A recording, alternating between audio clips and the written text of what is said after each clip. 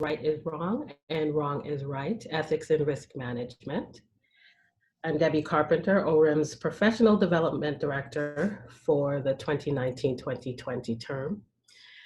And I hope everyone is well and managing their time with worthwhile projects while we're working remotely and somewhat slowed down. I think taking time to add to your skills by adding in a webinar is a great chance to do just that. And some of you have heard, we have Lance J. Ewing here, and I'm looking forward to hearing from him. He's joining us remotely from Texas, and I'll share a little bit about Lance before turning over the virtual mic to him. There will be Q&A, so please feel free to ask questions by using the Q&A box on the meeting toolbar, and we'll ask them in the Q&A part of the presentation. So let's hear about Lance. Lance J. Ewing has extensive executive experience in the field of risk management and insurance, including his role as EVP Global Risk Management for Cotton Holdings, Inc. This includes risk finance, risk management, and employee benefits. Previously, he was the VP Industry Practice Group Leader at AIG with a portfolio of $1.4 billion in gross written premium.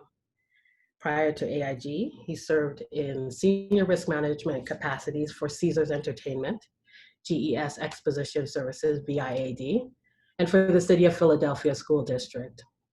Mr. Ewing additionally worked for various insurance companies, including Lumbermen's Underwriting Alliance, Pennsylvania Hospital Insurance Company, and New York Lumbermen's Insurance Trust in HPR risk engineering, underwriting, and risk control capacities. He also was president of 3 insurance captives. Mr. Ewing received his master's degree in law and justice from the University of Pittsburgh and completed his second master's degree in occupational safety engineering. In addition to his associate risk management, ARM designation, and his international certified risk manager, CRM designation, he is a matriculated chartered property casualty underwriters candidate and has completed his enterprise risk management professional designation, ERMP. Lance was also the national president for ORIMS for the 2003-2004 term, and also was their chief risk officer. He teaches risk finance and risk management as a faculty member for the National Alliance for Insurance Education and Research. He also served as a board member for the Certified Insurance Counselor. He serves on the University of Mississippi Business School Risk Management Advisory Board, where an endowment was created in his name, Ewing Endowment for Business, Excellence in Risk Management and Insurance. Mr. Ewing was the keynote speaker for the Asia CEO Forum in 2015. He was honored as the Real Estate Insurance Leader 2014-2015 for Globe Street and was the 2008 Risk Innovator of the Year. In 2007, Lance was named Risk Manager of the Year for Business Insurance. He has authored several articles on insurance risk management, crisis management, captives, and workers' compensation. He's a frequent speaker on the enterprise risk management, global claims, disaster recovery, and financing topics. Mr. Ewing is an expert witness as part of the Insurance Expert Network. Lance has spoken and worked internationally to promote insurance and risk management in the following: China, the Philippines, Japan, Macau, Hong Kong, India, Croatia, Romania, Kosovo, Spain, Germany, Portugal, Italy, here in Canada, Mexico, Australia, Bermuda, the United Kingdom, and Uruguay.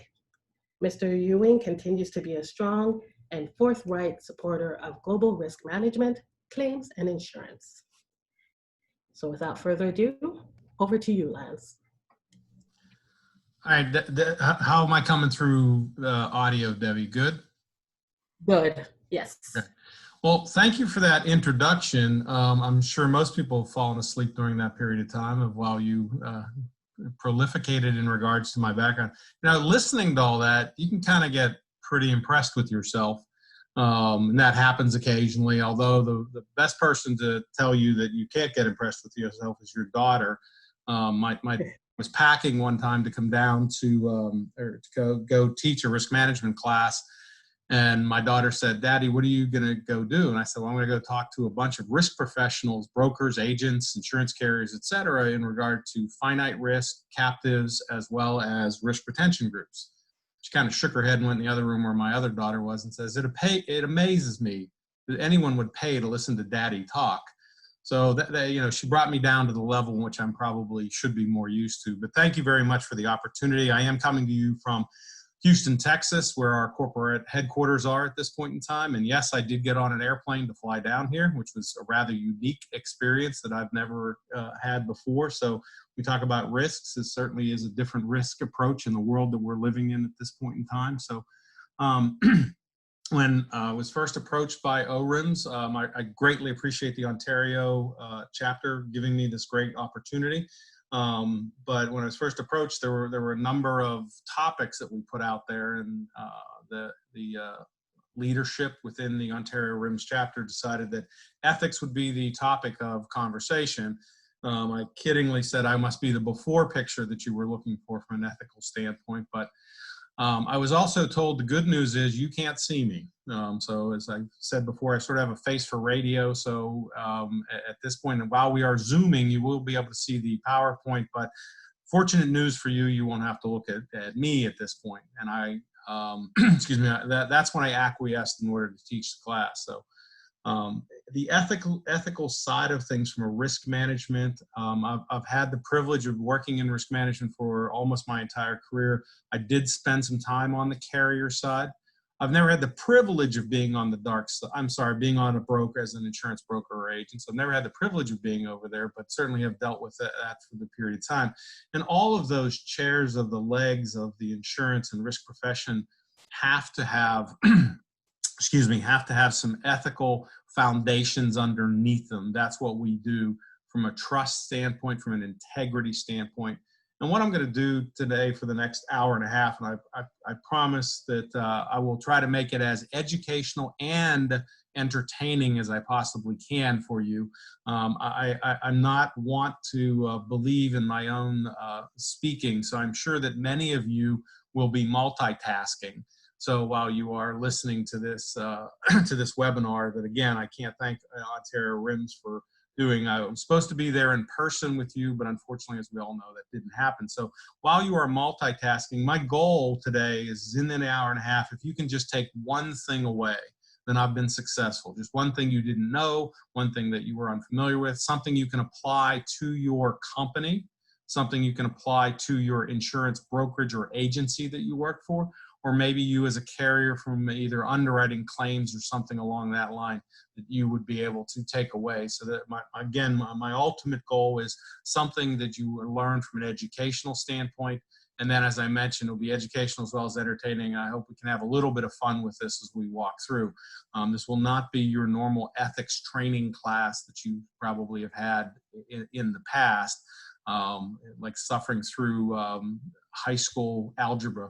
I'm looking forward to getting some feedback. If there's some Q&As, please go ahead and you can click on that. This is not a save all the questions to the end unless you've got one, that's fine. If you disagree with something, please click on the Q&A as well. Both James, excuse me, and Debbie have said that they will try to monitor that and look at that, but we'll certainly jump in at any point in time. Just a brief background, as Debbie had walked everyone through the background on me as well. I spent a fairly large amount of time in Canada when I worked with AIG at Caesars Entertainment. Across the bridge, we had the casino up there as well. Spent some time there. I've been fortunate to have visited many provinces within Canada as well. I've been to Saskatoon, and I've been to Labrador, and I've been to Newfoundland and a few other places as well. I took a motorcycle trip last year up through Vancouver, Penticton, then up to Banff, through Glacier, Canada, and then back down to through Calgary, and then back down into the States. So I'm an adopted, self-adopted Canadian brethren up there, so I love being up in Canada. Many times I've been to Toronto as well, and having worked with AIG, worked closely with Lynn Oldfield, who many of you probably know, who I certainly count as one of my good Canadian friends. So with that having been said, let's jump into the ethics things. The situation with ethics is what could be right for you could be wrong for someone else in a risk management world. And what is always right may not seem right, and perception is part of that. And we'll walk through that. So Debbie, again, I'm going to sort of lean on you. If for some reason my PowerPoint slides don't move forward, please don't let me sit languishing in, PowerPoint purgatory there. So I'm going to move forward. Are we good on that one, Debbie? Good. Okay, great. So when we think about ethics, and people talk about ethics, and what do we think about when we're looking at ethics? We usually tend to lean as much as we can to who's an ethical person, who comes to mind necessarily. So, many times from ethics, it's that perfect person, or you say that person's just the straightest person, or such a really good person, and they have strong ethics. They've got strong moral compass. They're excuse me. They've got the right skill set. You would trust them with giving them $25,000 US and letting them, when you come back 4 months later, there'd still be $25,000 there, right? You would trust them with your children. You would trust them with your home. That's the kind of ethics when we look at having great ethics. And we tend to aspire to that many times, and sometimes we fall short. And sometimes it's not the individual, sometimes it's actually the position as well too. For instance, in Canada, when you look at that gentleman, no, that is not Santa Claus. I'm just kidding you saying that. That if any of you know who that gentleman actually is, that's Richard Wagner, and he is the Chief Justice for what, the counterpart to the United States, the Supreme Court. But that is, so when you look at the position, you want somebody in that position who can mirror that ethics, or who can mirror that position of how we hold those positions in high regard. I don't know Richard Wagner personally, or, the Right Honorable Richard Wagner, but obviously he has aspired and reached a pinnacle from a legal standpoint.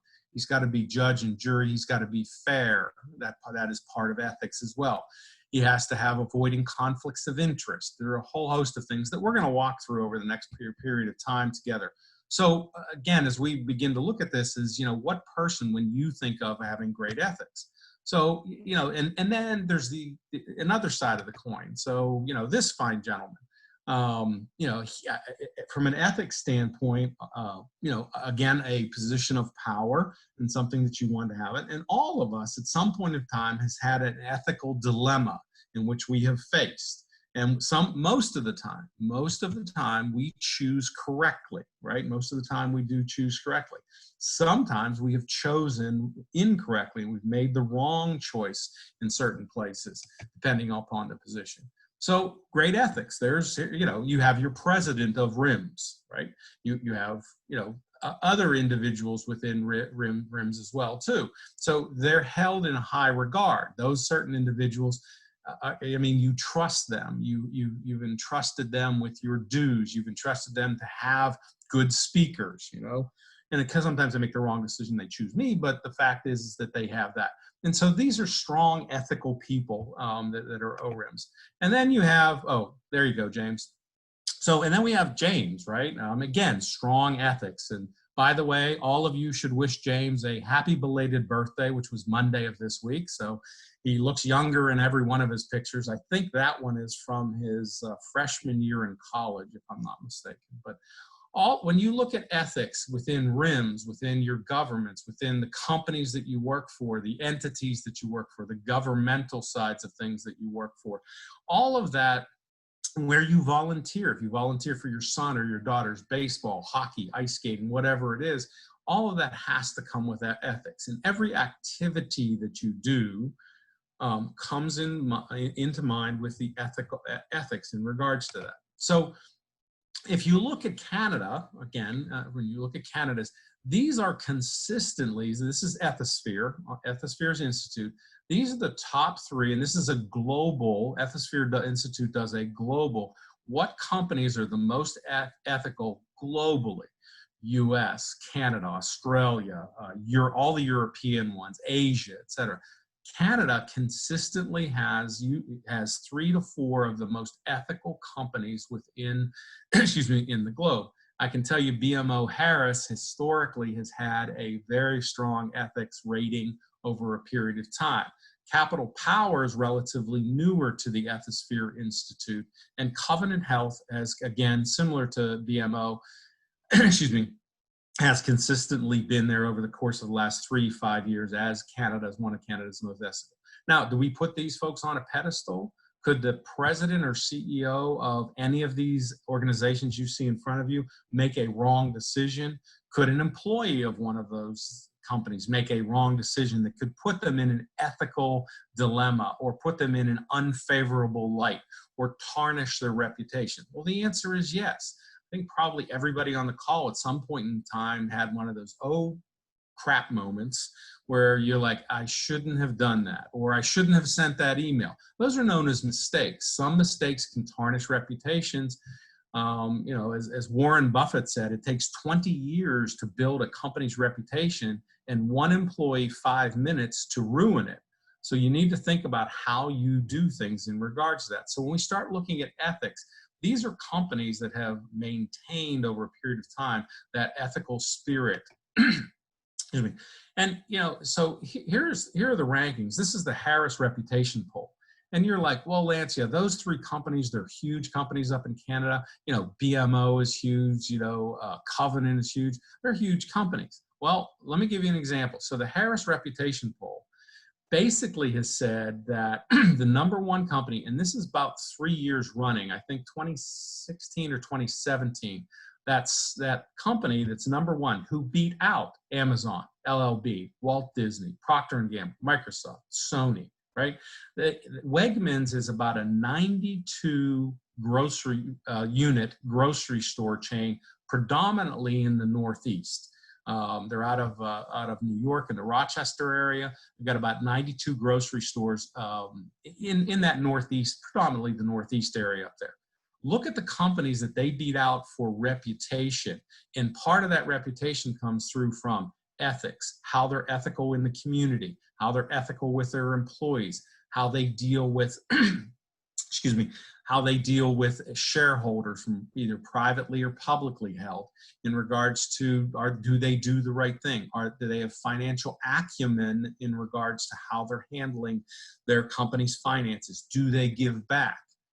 And so when you say, well, you know, ethics is for the big companies, you know, the big companies they can hire an ethicist. That's actually a job, is an ethicist. You can hire, you know, they have ethical training and all that stuff. Wegmans has 92 grocery stores total. They're not Amazon. They aren't Walt Disney. And if you look at Samsung, Sony, those are huge billions of dollar companies that Wegmans beat out and has for the last 3 years in regards to doing the right thing ethically. So when you think I'm a small agency, or we're a small insurance company, or I'm a risk manager for a smaller company that, you know, no one's ever heard of, that kind of thing, don't take that out of any realm. And if you look, again, if you look at the scorecards, you know, they scored 83 and Sony scored 79. And again, just think from an ethical standpoint what your company can do and how your company moves forward with that.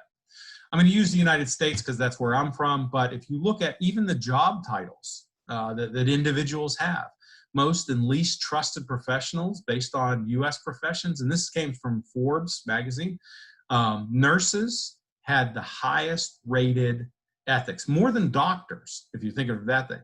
If you have a nurse, you think they are, in a sense, the most trusted ethical integrity positions. Doctors, pharmacists, high school teachers ranked up there, police officers. I mean, there's a few bad police officers everywhere type thing. Accountants, your clergy people rank up there. Now, if you look at members of Congress way down at the bottom in the United States, I'll certainly turn that mirror on us, as well as, excuse me, some other areas within the governmental entities that make up the United States. They were 58%, followed very closely by used car salespeople. So their ethics aren't necessarily on the top.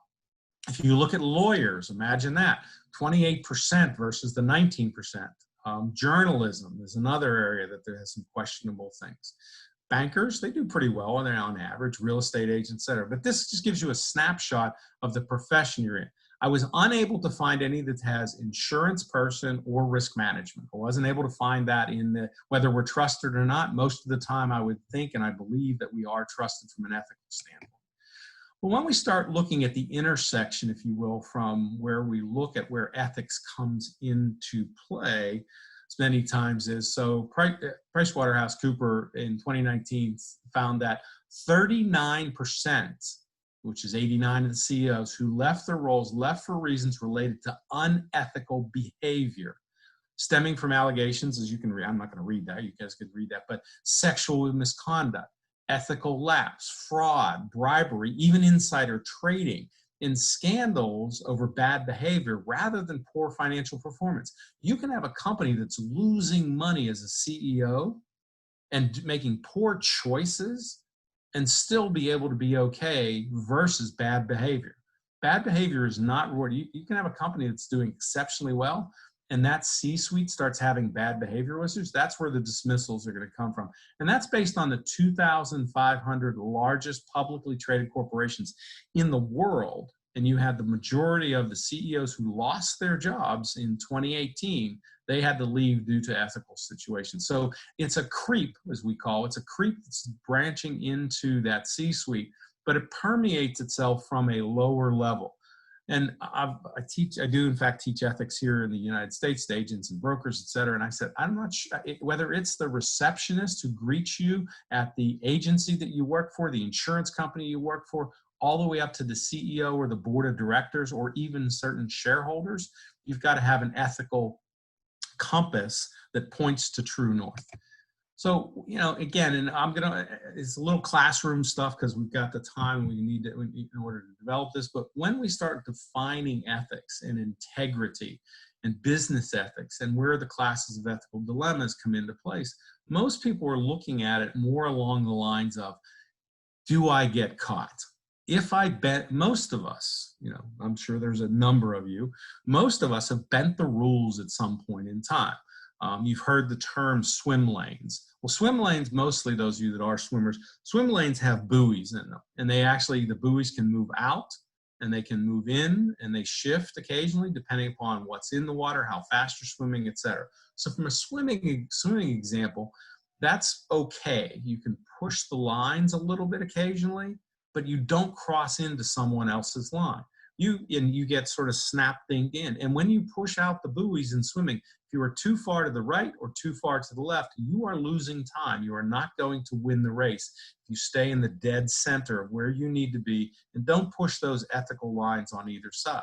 If you get out of your swim lane, that's when you start getting into problems. And that's when you get caught, and it's almost glaring in regards to the ethical dilemmas that are currently faced right now. So the idea is not, do you get caught, is can you prevent it from even getting to the point of worrying about being caught or not caught? So that's where we have to look at. I will give you an example. So, excuse me. If you look at, I actually live in West Tennessee, obviously spend time down here in Texas as well, currently looking at a house down here, but anybody who's been in West Tennessee, we have an Interstate 40. And I will tell you, one of the things I love about being in Canada is if you are going fast in the left lane, you folks are the most courteous human beings in the world. You move over to the right lane, allow you to pass, and then they move back into the left lane. In the United States, that does not happen. They sit there at about 10 kilometers an hour. When it's posted is 50 kilometers an hour. So anyway, I was driving along Interstate 40, and again, this is that ethical situation where driving along Interstate 40, and I'm sure none of you have ever gone over the speed limit that's posted. You know, again, you all are perfect folks in regards to that. But I was doing about, and I'll use US miles per hour. You can do the math conversion if you want to. But it is posted at 70 miles per hour on Interstate 40 between Memphis and Nashville. And so I was driving there at 70 miles. However, I was driving at about 85 miles an hour. And I was getting blown by people who were shaking their fists because I was going too slow. Little old ladies in hats that couldn't see over steering wheels were shaking their fist at me because I was going too slow. They were doing 90, 95, 100 miles an hour. Tractor trailer trucks were blowing past me. And I'm doing 15 miles over the speed limit. And I'm like, well, where's a police officer when you need one? Well, all of a sudden off the ramp, I see a cop and he flashes his lights and he comes down off the ramp and he drives. And I'm like, good, someone's going to get pulled over. Naturally, he pulls me over. And I'm like, he comes up to the car and I said, officer, I don't wish to be disingenuous. And he says, license and registration. I said, I don't wish to be disingenuous. You see all these other people speeding. And he pushed his hat up and leaned into my car window and said, son, because that's a Southern term, son, do you fish? And I said, well, yes, sir, I do in fact fish. He goes, do you catch them all? I go, no, I don't catch them all. He says, neither do I. I caught you. That's what I need to do. You've been caught. So you broke the rules. I didn't catch everybody else, but you got caught. So that's really where an ethical dilemma. So I gave my license, and at $200 US later, I paid my fine and moved on with that. So, but the fact is that getting caught is not part of how we define what ethics actually is. So what do we talk about when we look at ethics? Well, ethics is really the moral principles of an individual. I always choose individual, and then the group thing, because we've all been in situations where we have allowed a group to change our ethical dilemma or to change our ethical direction that we're trying to go in or move in. It's just kind of what's called herd, H-E-R-D, herd mentality in regards to ethics. It's like, oh yeah, if you were by yourself, you wouldn't have done the wrong thing. But if you're with a bunch of quote unquote, use air quotes, quote unquote, friends of yours who go, it'll be fine. Go ahead. You can do it, right? That's a little different. So when we look at ethics, it's usually with that moral compass and that moral prediction right there. So, and when we talk about what is ethical, it's doing the right thing and conducting yourself in the practice of out of ethics. So again, just sort of get the concept of there's ethics and there's ethical. And woven within ethics and ethical is a fact that there's integrity involved. And so when you look at integrity, it's being honest. And you're like, well, Lance, there's always a modicum of honesty. I was actually in the seminary training to be a priest many, many years ago, long time ago. It's one of those cocktail things where, say something you wouldn't expect. So I was revealed, and this is back right out of high school, that there are lies of omission where you don't tell the truth because the question wasn't asked on that. So we can identify that, right? As risk managers, we can identify with that. Our comeback is, well, the underwriter didn't ask me about the rope swing over the ranch, swimming pool, so therefore I don't have to tell them that. So that's where that moral principles and moral uprightness comes in. What was the right decision? Even though the question wasn't asked. So technically that's a lie of omission when they ask, do you have any risks? My company has a number of ranches that we have. So that is a moral dilemma that has popped up occasionally on that. So it's usually personal choice that comes into play when you're talking about integrity. And if personal integrity is missing, that's what you do, whether you work for the company, you don't, et cetera. That's really how you're going to be able to compensate for it in the absence of it. And you're going to have to repair damage and reputation. Many of us have probably said the wrong thing, or we've sent the wrong email, or we've done something wrong. Those are mistakes that you can live by. The personal integrity, which we're going to walk through in regards to a little bit of that about individuals. And you may have bosses, and you may have C-suites. You may have other people who sometimes their integrity might be brought into question. That's really not a strong aspect from a quality standpoint. So when we look at business ethics, there's a standard of conduct that your company and your client's company. So don't think of it just in the vertical, if you will, of just your own company and who you deal with and your employees. But some of your clients may ask you to bend the rules. Some of your clients may ask you to do something that just doesn't seem right or pass the test. So when we begin to look at not just our clients and as well as our suppliers as well too. Certain situations many years ago, you probably may or may not have remembered, Mattel ran into a situation in which a number of their toys that were shipped from China had lead in them. and they had to do a recall and it was a bad situation like that. Well, not knowing that your supplier was cutting corners and you were trying to okay that, it's probably not healthy. So we have to look at the social responsibility. You've got to look at what is right and wrong versus what's profitable in some ways. How does the company operate? What's the rhythm and the pace the company brings to ethics? And how is that ethical climate? And you also have to look at what we call the organizational risk culture. How much risk taking? And we've all been in situations in which, do you take a risk? One of the things I enjoyed doing when I lived in Las Vegas was I enjoyed very much parachuting. I like jumping out of perfectly good airplanes. And a lot of people will say, okay, that's your organizational risk culture. You were willing to take risks on that side. I drive a motorcycle. I own a Rottweiler. My daughters have horses. All of those are exposed risks that we have, and you have to be able to glom onto those type of risks. And what is your company's temperature in organizational risk culture? And so what is an organizational risk culture? You're looking at the actions and behaviors of the leaders in the company. What do they do? Do you hold them up on a pedestal to a higher level? What are the things of importance? If it's like, make as much money as you possibly can, go out there and make any money, cut any corner you can, we got to hit our numbers, right? That's a situation in which you could look at that organizational culture from an ethics standpoint. What's motivated and what's punished? If you brought in a huge job, but you cut corners, you did something unethical and you're rewarded for that, that's one thing.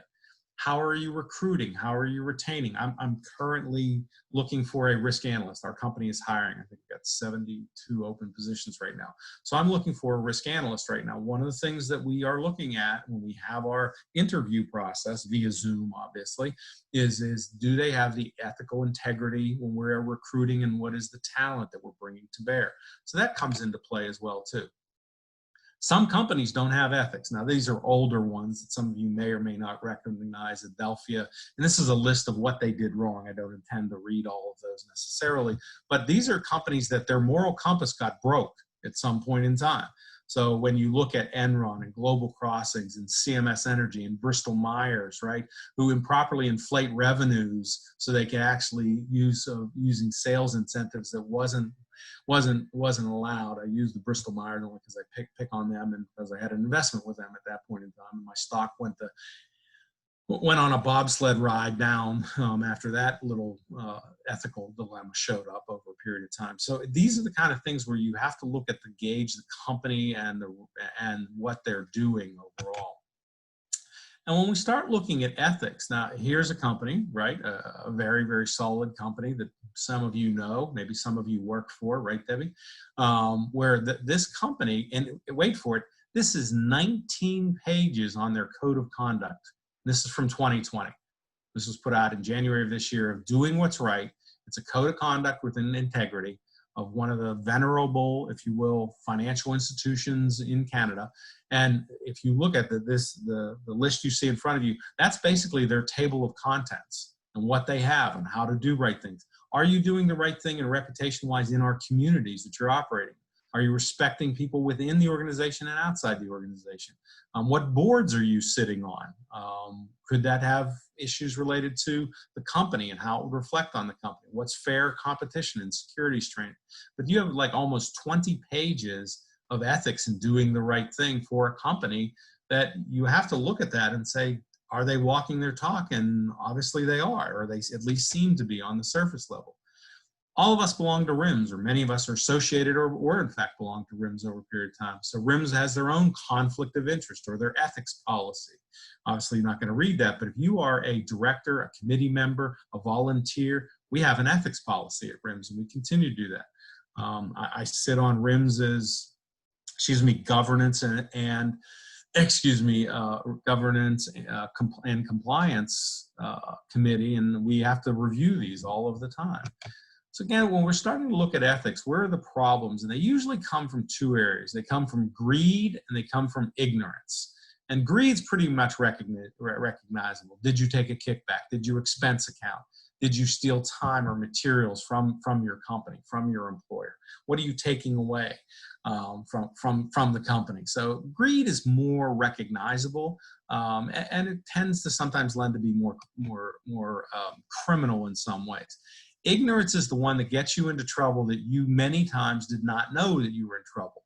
So like, for example, accepting gifts from vendors or offerings. So there's a very large retail client in a state in the United States, in Bentonville, Arkansas. You might know them. I can't say who it is, Walmart. They are not allowed to take any gifts from any vendors. When I was at AIG, David Stills, who was the risk manager there, he and I would go to lunch, and I wasn't allowed to give him at the time an AIG pen, a hat, a calendar, anything. That was a fireable offense for him. And I couldn't pick up lunch for him. Not allowed to pick up lunch. He had to, but it's 2 separate checks when we went to lunch, dinner, whatever. That was their ethical responsibility as a corporation and how they move forward. That was what Walmart's deal was. And if David and I were sitting at a lunch table, and someone from Walmart was sitting at another table and saw me pick up the bill and pay for the bill for David and I, in their code of conduct, that other unrelated Walmart person had to turn that in to the ethics department and the compliance department within Walmart. Now, I also worked for Caesars Entertainment, one of the casino companies. We gave money away left and right. I was able to take trips because within our deal, it was okay to do that type of thing. It was an acceptable within our travel and expense. We were allowed to do that. So when I opened this whole conversation of what was right for me was not right for David Stills at Walmart versus what was right at Caesars Entertainment when I was there. So again, it depends on your company. Failing to report risks to the underwriter. I've already mentioned that one as well too. You can't kind of steer the underwriting away from the bad stuff. You've got to be able to be honest with it, because what happens? You get caught, which is what we talked about earlier, is you will get caught. And sometimes failing to report information on losses. I'm not going to tell them that kind of loss, even if it's not specifically asked for. So ignorance, the 2 areas that get sideways in ethics is greed. You're just greedy, and from an ignorance standpoint. I'll use a quick other example. There's a gentleman friend of mine. His name's Dan Kugler, and Dan used to work for Snap-on Tools, a tool company up in up in the Wisconsin area. And when he worked there, he was a huge Green Bay Packer fan, football fan for the Packers. Dan tells the story that his broker offered him 3 tickets. There were 4 tickets total, 1 including the broker, but 3 additional tickets to go to the Super Bowl when the Packers were playing it. Dan's a huge Packers fan. Dan's responsibility had to be, he had to clear that with his CFO, who was his boss at the time. He then went to his CFO and said, hey, I got Green Bay Packer tickets. His response from the CFO was, yes, not a problem, you may go. However, you have to pay personally, Dan, the face value of those tickets. That's your responsibility. It's in the company code. It's in our deal. You have to pay for those yourself. And then his CFO followed that up by saying, and I'll take the other 2 tickets and I'll pay face value for them as well too. So again, what the ethics say related to, you have to go back to some semblance of where you are in regards to that. So look, one of my favorite cartoon characters is Calvin. I think he's a great philosopher from Calvin and Hobbes' standpoint. Excuse me, and just like I said, one of my favorite folks. But from an ethics standpoint, he says he doesn't believe in ethics anymore. As far as he's concerned, right? Might makes right. That's where we go. You got to get what you can while the getting is good.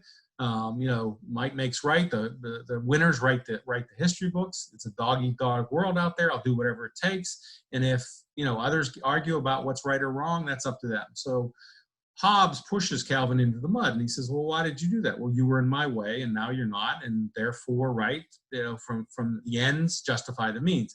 And Calvin's response is what most of our response is I didn't mean for everyone, just for me.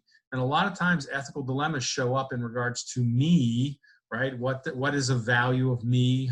How do I, how do I benefit from this? And many times you're not going to benefit from that. You're really not, but you think you might are. So perception comes into play. So let me offer this is sort of the audience participation part here. Let me give you some ethical questions here, and you don't have to write them in or anything, but just ponder these. So if you were aware of a female who was thinking of becoming pregnant, who already had 7 children, 3 of those children are deaf, 2 are blind, 1 has severe mental issues, and 1 of them died stillborn. She herself currently has syphilis and also is on the brink of financial desolation. She probably wouldn't make. Would you recommend to her, if you were a friend of hers and she came to have the child? Well, many of them say, well, no, based on that factual pattern, I might tell her, no, I think I may. And again, personal situation. It's not our right or wrong to tell people to have children or not. That's completely, again, a choice that that female has to make. But on the surface of that, you probably would lean to saying no. Well, she did have that child, and that child's name was known as Beethoven. And that's where, again, you make your ethical dilemma based on your own personal prejudices, your own personal upbringing, etc. This is question number 2. We're gonna elect, excuse me, a world leader. We're gonna have one world leader. You get to cast a deciding vote. So you've got 3 candidates. This is an associate. This is an individual, candidate A. He deals with crooked politicians. He consults with psychics. He's had at least one mistress. He also chain smokes. He drinks about 10 martinis a day, and he's viewed as patriotic, right? Your other candidate to be the world leader, he was rejected from office twice. He really stays in bed until noonish. He did use drugs while traveling in college. He drinks several shots of whiskey every evening, but he's very calm in a crisis. Now, our third candidate, he is a decorated war hero. He's healthy. He's mostly a vegan. He doesn't smoke or drink, and occasionally drinks a beer once in a while. Hasn't had any extramarital affairs at all, and has been recognized as having great oration skills and great leadership skills. Of those 3, who would you choose? Well, many of us would lean towards candidate C, because that seems to be on the top. Candidate A happens to be Franklin Delano Roosevelt.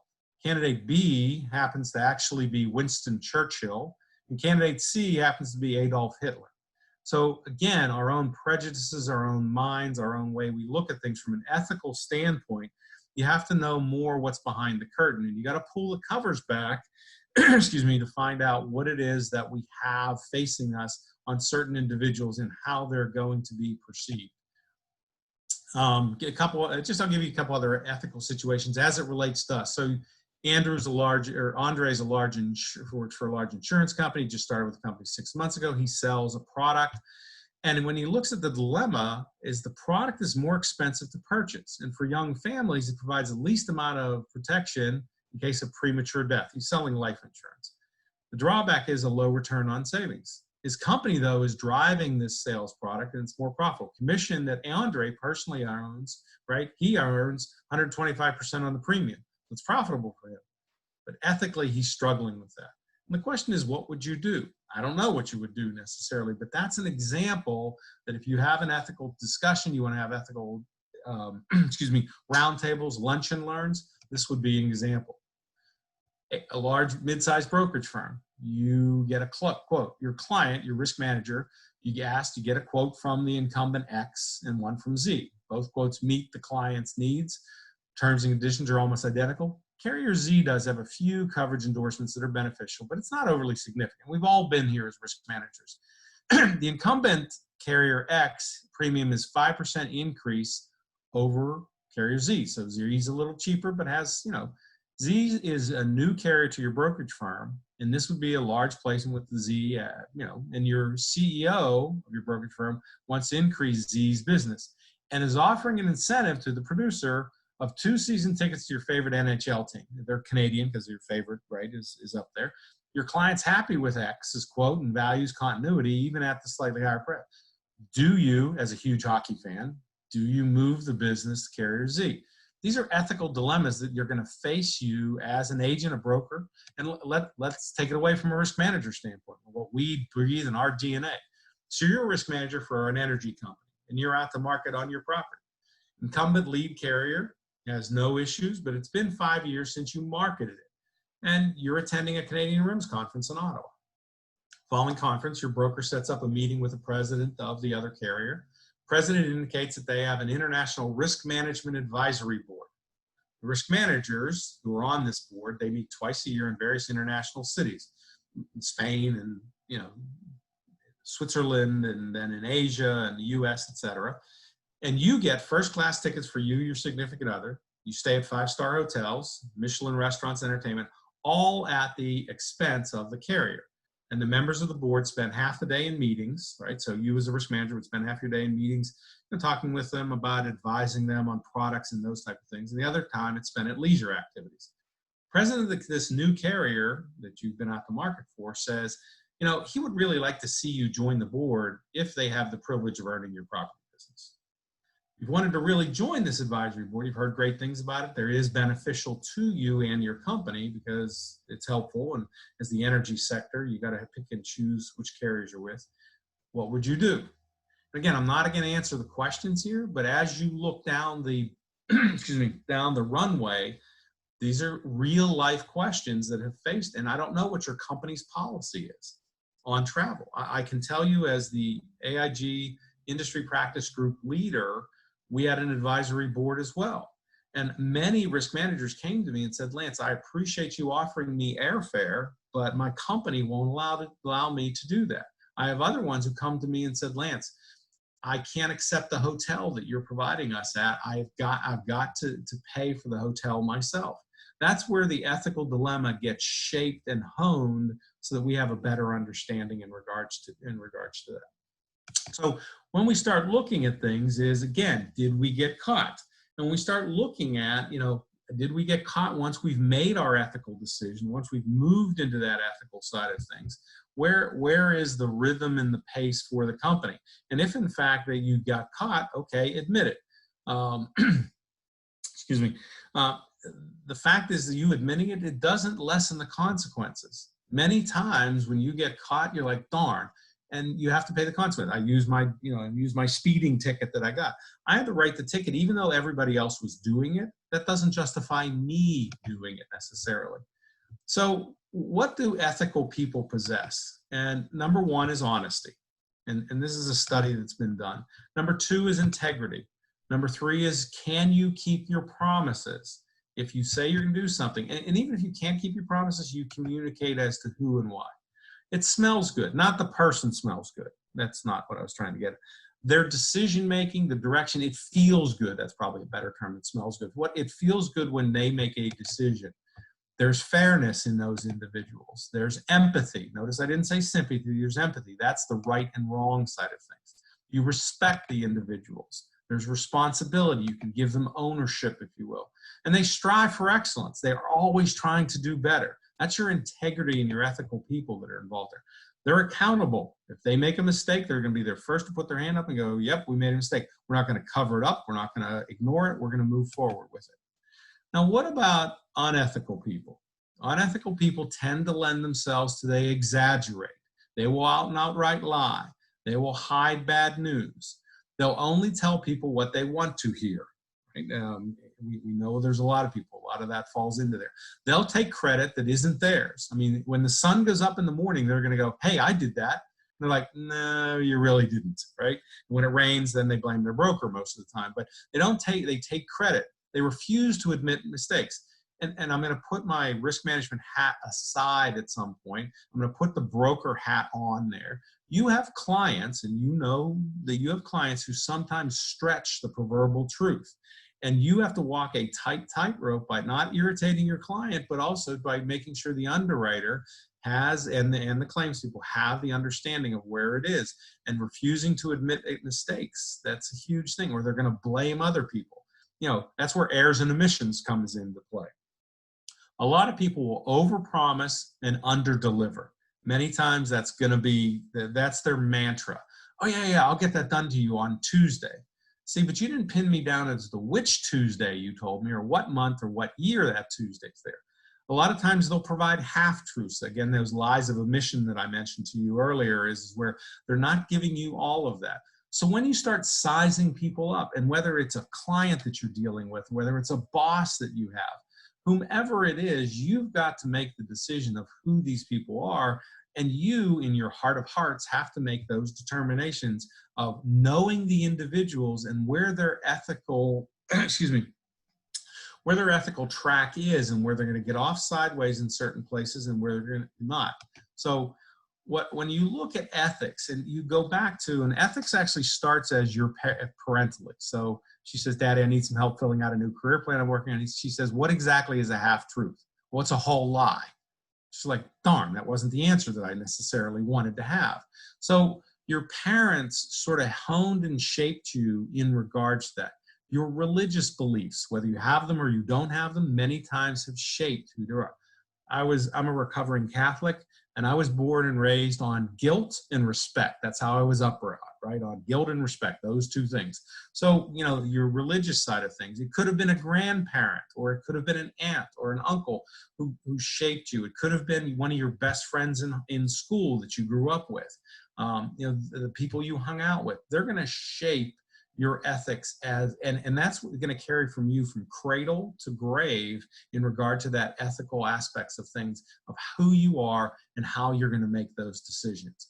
And sometimes you get sucked into the unethical vortex of the company that you work for. And that's why that organizational culture is so important to walk away from.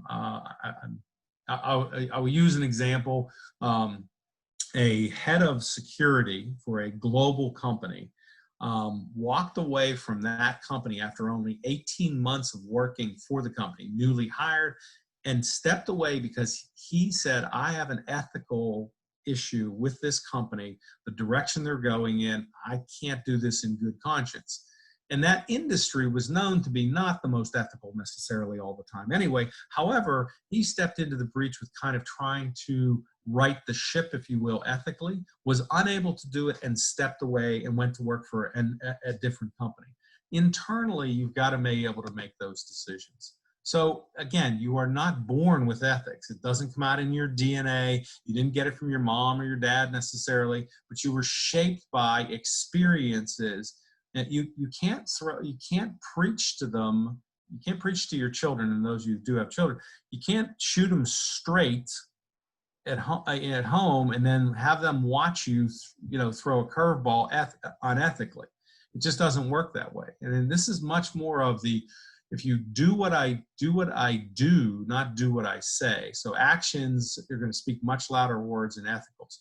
And it's an incorporation that starts really with senior management, and it has to be instilled within human resources. Now, many of you have worked with people where they hired somebody and you kind of shook your head and go, this person is not going to make it based on our culture of a company, the way we operate, et cetera. And you are proven right time and time again. And senior management has to instill that within human resources of finding the right candidate for the company and the job in which they're going to do. So, and many times and I don't know how you folks are grew up, but I was told that the golden rule is very important, but the golden rule always does not work. It absolutely does not work from an ethical standpoint.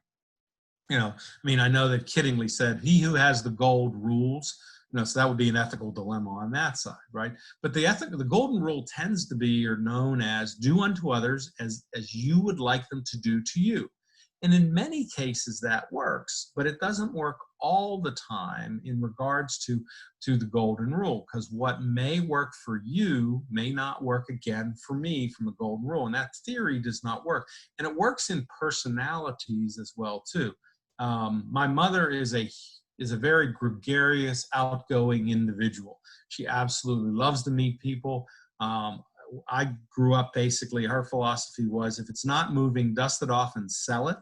If it is moving, give it a hug and tell them that they're part of the family. That's just the way she operates, right? So everybody's her friend. When I lived in Las Vegas, I took her out to dinner and she's walking through the restaurant, waving and saying hello to people. She'd never been in the restaurant before. That's just her personality out there. We sat down at dinner. We're having a nice conversation, she and I. And she turns around to the table behind us and says something along the lines of, it was a young couple out for a date. She said, excuse me, I couldn't help to overhear, but that was mostly because she was eavesdropping on their conversation. She said, but you were going to order the lasagna. The lasagna is good. I'm having some of it right now. You know what? I'll tell you what, here. She takes a piece of her lasagna off her plate and tries to feed it to this perfect stranger and couple next door to us, right? And saying, here, my son's in risk management. Before you take a risk, take a bite of mine. Well, a lot of people go, man, she's great. She's wonderful. 90% would want to know who let her out of the prison. But, that her philosophy is that's the way everybody, and if somebody came up to her and said, here, you want to try a lasagna? She'd take the bite, the fork, and the plate. That's just who she is. That's just who her DNA is. Not everyone would want to be treated like that. And again, when it comes to ethics, not everybody's going to have that ethical side of things. So I'm going to give you 4 people that you probably in your career, you have worked for, you have worked with, has been an employee of yours, has been a client of yours, has been a supplier of yours. These are 4 individuals from an ethical dilemma standpoint that you are going to run into. And I'm going to shape this around the fact that, excuse me, your recognition of these individuals has to align as close as possible. Remember my swim lanes. You has to align as close as possible with your ethical compass as well. Now, the first is known as the director type. These are individuals who have very strong personality. They're very direct and to the point. They're almost autocratic in some points. They feel they're experts in all areas. You've met these individuals at some point in your career. You may be working for them. If you're in a room with someone else, please do not point to that person when I go through these. So their deal is results only. That's all they care about. There can be collateral damage up to the top of the mountain, but their goal was to make it to the top of the mountain, and they did. Time is money is their mantra. They absolutely are, they can lose their ever-loving minds and they blow up like Mount Vesuvius sometimes, but the end justifies the means to these folks. You need to be careful with these individuals when you start looking and dealing from an ethical standpoint, because these are the ones who reach that CEO level or a taller level where they think they are above the law. Many times they feel that, hey, I deserve this, but more along the lines of, I call the shots, I can make what's right and wrong, I'm the decision maker, no one's going to question me in some form or fashion. And these people, right? I mean, and they're hard driving individuals. People who come to mind like kings and monarchs, Attila the Hun, those kind of people, that they tend to be like that. And ethics to them are whatever they want them to be and how they're shaped and honed. So you need to be aware of those individuals as we walk through the ethical in folks that you've got there. The next one is the relator. These are great team builders. They're good personality people. And yes, I apologize. I used NFL coaches who relate to them. So those of you that are football fans of the NFL, if we ever get the NFL back, I use them. So consensus is key. They're big team builders.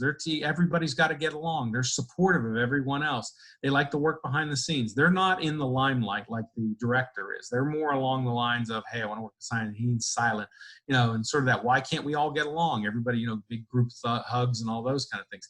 These are great folks. But you're saying, well, Lance, if they're so supportive, et cetera, how does the ethical aspect of things come in? Well, where the ethical comes in is that if they don't get their way sometimes, they actually come back and go, I deserve this.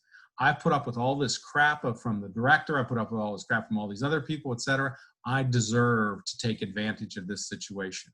I deserve this. So this is an individual who, very positive. They're incredible listeners. They're good people in their hearts, but they get pushed into a corner and they take advantage of it. And that's historically and ethically, again, studies have been done related to these individuals. The next one is, this is your analytical person. This is detail-oriented personality, analytical skill set. Data is king for them. They organize their sock drawer by color every morning, right? And they, all their stuff is lined up perfectly.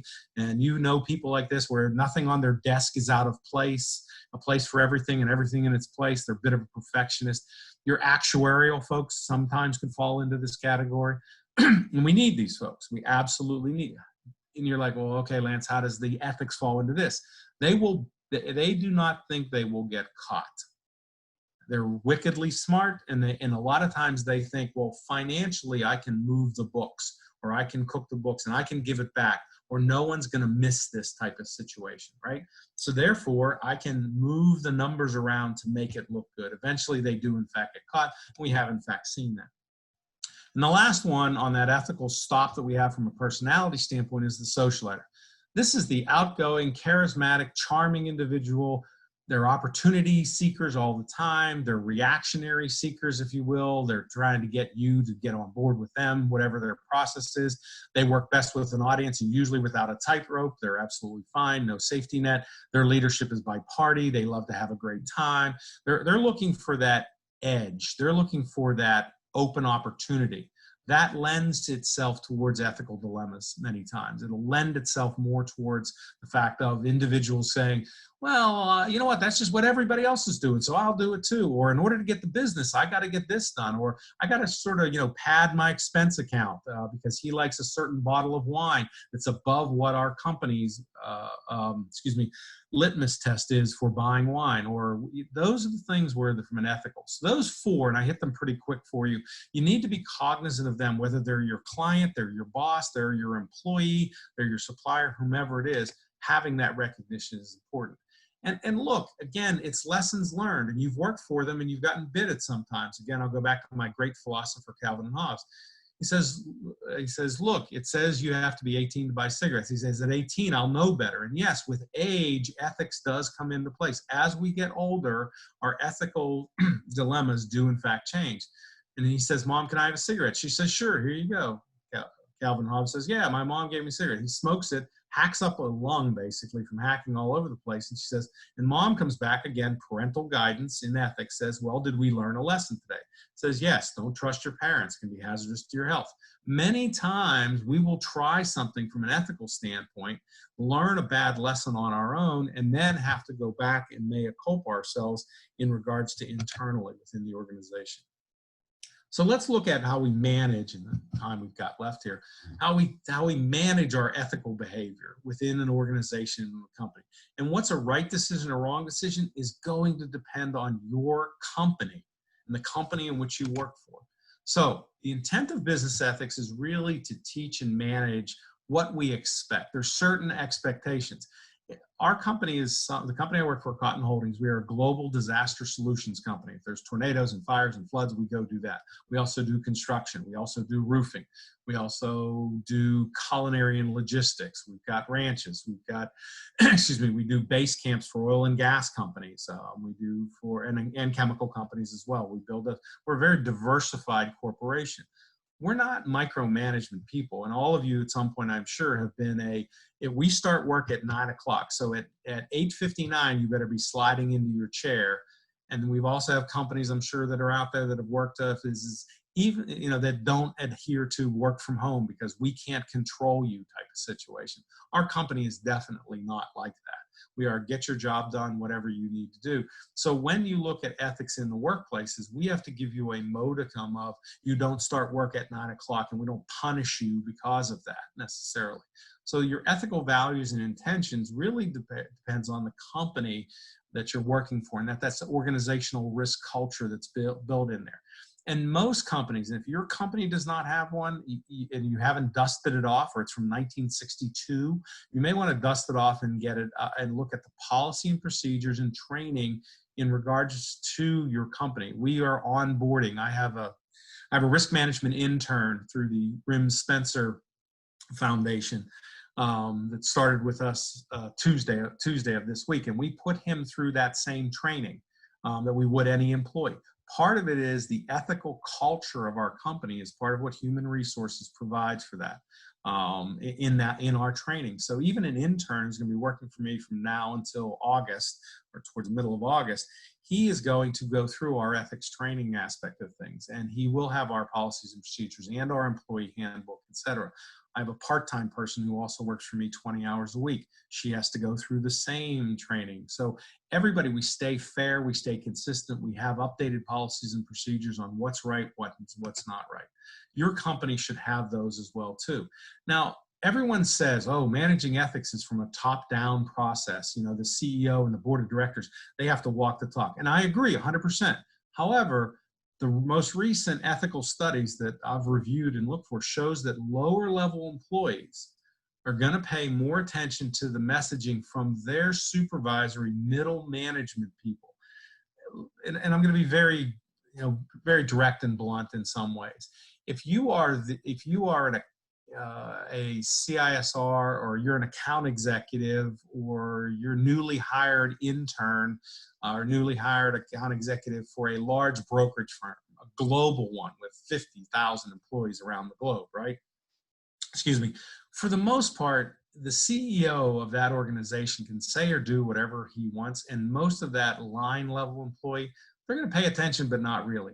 It really comes down to ethically, what is their boss doing and what is their boss's boss doing in in excuse me, in Moose Jaw or in Regina or wherever it is. They can be a global Canadian company, but if you have an office in Moose Jaw, they're more concerned about that individual who they deal with day to day, not the CEO in some, and I'm not being facetious, but some tower somewhere in Europe or in New York or somewhere of that nature, right? So you need to look at it from an ethical standpoint of what are you doing? If you are a risk manager and you have a team, you are a broker and you have a team, they're watching your ethics. They're watching your integrity, your decision making, more so than what's on a piece of paper that comes from the CEO and the top level. So it's usually up and down and across the organization. It's what we call upstream with our strategic partners. We can be ethically internally, but if we basically are shafting over our partners and our customers or our suppliers, that doesn't work. It doesn't gel appropriately. So when we start looking at ethical behavior, it's a responsibility of each individual in the organization, a team of individuals. So again, I was privileged to be in Toronto when the Raptors had Game 1 up there for the NBA championship. So I was down with all of the folks downtown, crammed together. There was no social distancing. Let me just go on record saying at that event in downtown, there was no social distancing whatsoever. However, it was absolutely great. And watching the game and watching how the Raptors played, and I have a little selfish interest in that because I was a big Marc Gasol fan. Not the words he says, that Gasol says, but his playing. He's a solid player, and I've had the privilege of actually meeting Mr. Gasol as well, all 280 meters of him. But the fact is he's a solid player. So I'm watching the game, and as you watched, you saw a team come together. You didn't see a bunch of individuals. You saw them giving up the assist. You saw them giving the ball. If one of them was a ball hog, right, then yeah, that individual rises to the top, but then the team is not successful. And I think, and I give credit to the Raptors coach, in order to develop that team spirit. And it has to be that same way with ethics and integrity. When you're looking at the ethics and the integrity, how you manage that. And is that you in risk management? You may not take ownership of ethics and responsibility. Most times it befalls the human resource side of things. But I am snap linked in with HR at my company, and I was at Caesars as well too, in order to say, what is the ethical dilemmas that we are going to face? And again, I was a casino company, for goodness sake, right? So, our ethics sometimes can be called into question. I'm not saying it should be, but they could be called into question. Does risk management, you need to have a seat at the table in regards to the ethics policy. What's being disclosed? I was on the disclosure committee as well. What are we telling the public about ethical situations? You need to be part of that. And as you manage that in the workplace, what are some deliverables that you're going to put out there? So you're going to need to have codes of conduct, budgetary items, hotlines. When I worked for VGS Exposition, we had one called 1-800-ALWAYS-HONEST. You could call in if you saw something that was unethical. And it didn't go to my company. It went to an outside third party who actually reviewed the complaint, et cetera, got the information from us. It was an audit, basically. And those are things that if your company does not have those, you really need to start investigating and looking at that. Slapping a poster up in the lunchroom somewhere that says, we're an ethical company, do things right, probably isn't going to resonate with everybody throughout the organization. So, and what are your guidelines? And again, these are guiding principles, and every company is going to be a little different. I'm just going to walk through these pretty quickly. In risk management, when we look at that, is integrate ethical management into all management practices. How you RFP, and when you go to RFP, again, brokers, and which does not always stand for request for proposal. Many times RFP stands for reduce fee, please. Right? I mean, that's kind of what we're after, is reducing the fee out there. But the fact is that when we look at from a management, when you go to RFP, when you choose a broker, when you choose a third-party administrator, a claims administrator, someone like that, do they have the same ethics as the company that you work for? You want to create a communication code of ethics or a code of conduct. I will tell you that my brokers that I currently have, they have a copy of Cotton, my company I work for, Cotton's code of conduct, as well as our travel policy. So they know what to expect. If you're not sharing that with your broker, And again, brokers, same way. I want to know what you can and can't do. I don't want to violate something. And I think that opens up a solid ethical integrity aspect of working together. And again, you can hire an ethicist, have an ethics committee. You can use cross-functional teams in order to look at things. We're very cross-functional within the company I work for. And when you get those policies and procedures, those items you see in front of you, those are the do-outs. Set those items C, ethical dilemmas, and it's okay internally. I do that with my team and have done that with my team, is setting up ethical situations on lunch and learns. We used to Skype in with each other and say, hey, I'm facing this ethical dilemma, and just sort of kick the tires. And by committee, you can look at those consequences that can come from those decision making. And when you make ethical decisions in a group, you got to make them public as well too. You may have the best salesperson ever, but he or she is going to get us into trouble in litigation based on his or her ethical behaviors, or she or he is bending the rules way too much. Eventually they'll snap, and that's a reflection of the company. The individual we can take care of, but what is the reputation and the tarnishment of the organization as it occurs? So again, and I mentioned, I put number 7 in there. I've already mentioned it the second time. The third time is you need a hotline. Your company has to have a number for people to call, because if it's the supervisor, your boss is doing something unethical, and you go to the boss's boss and he or she does unethical stuff too, you're kind of up against it, because you're going to have a retaliation issue that could in fact rear its head. So again, these are the things that you want to come out of your policies. When your code of conducts, and this should be in every risk manager, my risk management policy has it's not 18 pages, it's not 50 pages, it's not 5 pages. There is a code of conduct from an ethical standpoint of how we comport ourselves and our individuals within the risk management team. It's an expectation that we point to. And it also gives an out. Don't get me wrong, there is not an ethical answer for every situation that puts it there.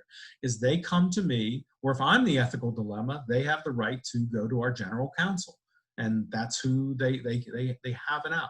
But if you don't put it in writing, your employees are going to feel trapped. They're not going to feel comfortable of what direction to go. But if it's in black and white on paper and is adhered to, that's the direction you go from your code of ethics. So your code of ethics, and again, this is high subjective, looks at values. What is the value of the corporation? Are you looking at your company's mission statement? Does that align up with your code of ethics? What are the principles that we live and die by? Is it customer satisfaction? Management. Is management supporting the values from an ethical standpoint of the company? Your personal responsibility, both at work and outside of work. I mean, we've seen people being let go for ethical things that they did wrong on their own social time, but in fact, it's reflective of the corporation. And is that in your code of conduct based on personal responsibility? There should be a line for that. And then legal and compliance. If you do something criminally, that probably isn't good for you and or the company. Excuse me, if you don't meet certain, so an ISO 9000, you're not meeting certain criteria and compliance within the organization. Do you have that as part of your deal? And when you look at ethics, again, I'm not going to go through all this, but conflicts of interest, that item number D, that perceived conflicts of interest, the appearance of a conflict of interest. Where are you in regards to that? Is that documented in the company as well too? What's your entertainment and gift policy? Can I spend $10,000 to fly somebody down to Venezuela to take them quail hunting for the weekend? Can I take them on safari to South Africa? Maybe the answer is yes, maybe the answer is no. How much can you accept? When I worked for the city of Philadelphia in risk management, there was a policy and procedure from any one vendor. I was not allowed to accept any gift over $50 US. Now that's going back many times. It's my understanding that now due to inflation, it's actually moved up like that. But that was in the policy. And if you got anything, the decision was you either had to donate it, you had to give it back to the school district, you had to return it back to the individual, or it could be sold and the profits could be given back to the school district. So again, these are some of the things that should be part of your, even if you work for a public entity, you have a reputation. Whether it's you working for a community, you're working for a city, a province, whatever it is, a water district, it really doesn't matter. You need to have that entertainment and gift policy in here. And then how do you adhere to those and how do you resolve illegal questions? So when you look at it, again, I've already mentioned this, it's not possible to include every behavior. I mean, those of you that are married, your spouse at some point in time probably laid down some ethical dilemma situation. Toilet seat up, toilet seat down, right? Put up some issues, you know, toilet paper roll this way, not way. Keep the door closed, keep the door open, leave the dog in, leave the dog. All of those things are, and they're not ethical decisions, but they are what make your life a lot smoother. And if you've been married for for a considerable period of time, you've come to an agreement. You need to do that within your organization as well, of what those ethical dilemmas, of what comes up and what arises in order to address those. So when you look at ethics, if you will, and again, I'm going to go back to the agents and brokers that are on the phone out there. You start looking at the ethical dilemmas that are out there. And again, there's some situations where you discourage clients from making insurance claims. You may omit underwriting information. You may have a period of, of where you have a conflict of interest related to that. So all those things are going to come into play. And as we look at an ethics program, it's important also to underline the level of trust. And if you can't trust people in your business dealings, whether it's broker-client, client-broker, underwriter, claims person, third-party administrators, your actuaries, your legal counsel, any of those, there has to be that trust within each other. And you've got to be able to have that ethical side of things. Every law firm that we deal with, we ask them if they have a code of ethics. If they kind of look like deer in a headlight and they go, I don't know, we thank them very much. We shake their hand. Well, we can't shake their hands anymore in COVID-19. We elbow bump each other and we say, good luck in your future endeavors. It's just not a good fit for us as a law firm. We want to make sure that they have a code of ethics. The legal people we are hiring to come on board has that baked into it. I'm going to walk through real quick the 7 benefits of what's going to walk there. It gives you a higher standard of practice. It provides an awareness within the organization. It's going to give you your ethical guidelines in decision making. It's going to help you to make decisions. It'll also cultivate teamwork and employee productivity, right? And it's not a what's in it for me, because it's that teamwork approach that's going to be successful. It's going to encourage voluntary self-evaluation. And one of the things I will tell you within our company, we just got done doing our employee evaluations within the company. It is are you trusted within Cotton? Are you a trusted provider of your services for your job within the organization? And that gets rated on a ranking of 1 to 5. And you know, between you falling in there, again, your own company should fall that. If you are risk management and you have a team reporting to you, you'd want to know that as well too. It's going to promote a strong public image. I mean, I go back to Covenant, I go back to Harris Bank, those ones. It helps also avoid having your boss let out in handcuffs. That's probably not a good thing to see on the news as well, from possible fines and penalties. So those are the 7 things that we're working on. I'm going to leave you with a few ethical tips, if you will. Support of top management is important. Having an ethics committee, which could be part of your employee benefits committee, if you will. Take the ethical pulse of your workplace once in a while. Go public with your commitment. Like I said, our brokers and our agents, our law firm, they know what ours is. We post it. You got to get the word out that you're doing this. And how do you measure success? And finally, practice what you preach. Can I say I'm the most ethical person in the world? The answer would be an unequivocal no. Both of my teenage daughters or older teenage daughters would invoke the 5th Amendment, as we say in the United States, and remain silent on that. So again, I can't stand up here and go, I'm Mother Teresa and the holier than thou person. But in a lot of times I make mistakes. It happens, right? Many times alcohol's involved, but many times, on the other hand, that's that ignorance versus greed. So I was unaware of the decisions I was making. So putting out and practicing what you're preaching is important. This is one where Calvin is actually taking an ethics test. And he said, I decided not to cheat on my test. I didn't know whether it was right to get the satisfaction of winning and, passing my exam. And then again, the ends justify the means for him to cheat. Then he thought, look, cheating on one little test, it's not such a big deal, right? And then I wondered if that's rationalizing because I didn't study for the test. Still, in the real world, people do look at success, not principles. And then again, maybe that's why the world's so screwed up in so many ways. It's a dilemma. So Hobbes says, well, what did you do? He said, nothing. I left it a blank page. He says, well, I didn't think that cheating it was wrong to cheat on an ethics test. And many times we will look to see how we can get away with something, how we can cheat at something. Again, that's that premise that I brought up earlier. So, and the conflicts of interest that you're going to face going forward is, under common law, there is a duty for employers to conduct their workplace undivided and unselfishly. So if you can avoid conflicts of interest, and here's a couple from, a couple Canadians, right? And look, I could throw Trump up there as well too, right? Ethics office finds Trudeau violated conflict of interest, right? Ethics czar, the CEO investment body over conflict of interest. Again, a U.S. senator in the U.S. was forced to resign from the subcommittee just this year due to paydays. The CDC director resigns because of conflict of interest over financial interests in companies. Again, everybody's faced with a dilemma for a conflict of interest, and you have to look at where those conflicts fall. And the 4 steps is identifying it, avoid the conflict if you can, resolve the conflict, and then have results for that. So I'm going to move through the rest of it, and here's just my final thought. When you're dealing with ethics, it truly comes down to the culture of the organization is shaped by the worst behavior the leader's willing to tolerate.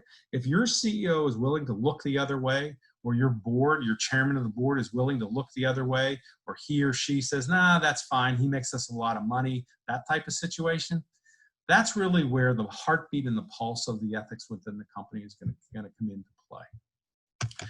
And finally, my final thought, if you will, is I appreciate the time and the effort that you have put forth here. An hour and a half is a long time to sit through ethics.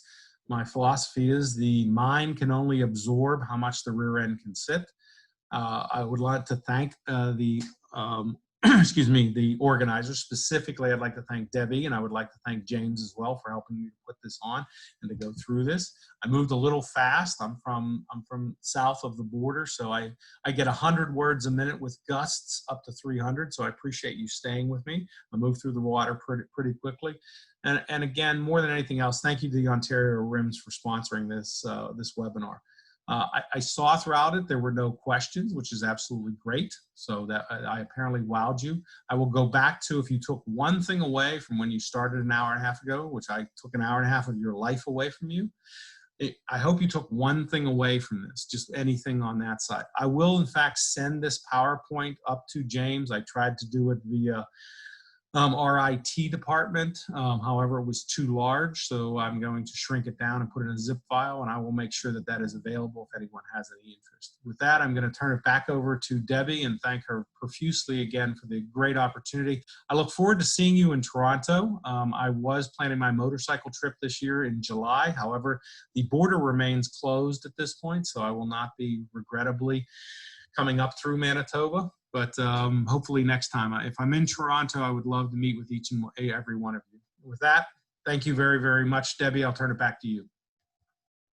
Thank you so much, Lance. And thank you everyone that joined us today. And as Lance said, we will make this available on the ORIMS site once it's sent up to us here. And if there are no questions and no hands raised, I'd like to thank you for attending the seminar. And for those who are ORIMS members and will be attending the AGM, I will see you in half an hour. Thank you, everyone.